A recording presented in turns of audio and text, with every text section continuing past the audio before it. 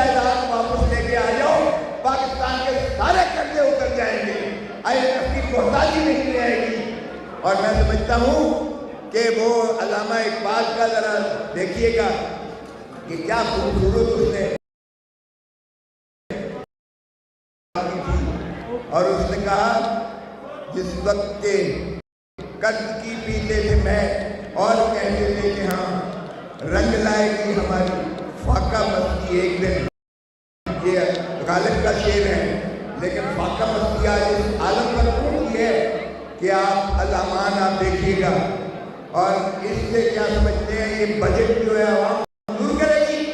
ये बजट एक हिटमैन का बजट है, ये मुआशी कत्ल है ये अवाम का और पाकिस्तान का।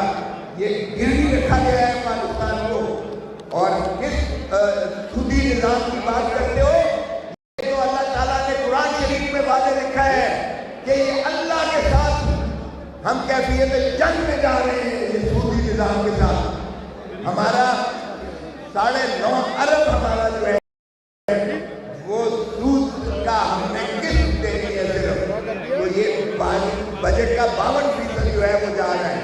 तो मैं यही कहूँगा कि होश के नाखून लो, 1971 वाली मत तहरीक को दोहराओ और पाकिस्तान के अवाम को और उनको वापस करो। इमरान को आप छुड़ा कर रहेंगे और इमरान जिस दिन बाहर आया अवाम का सैर में रवा होगा, जो एक कोने से लेकर दूसरे कोने तक आपको स्वागत करेगा। आइन पर अमलदारी करो।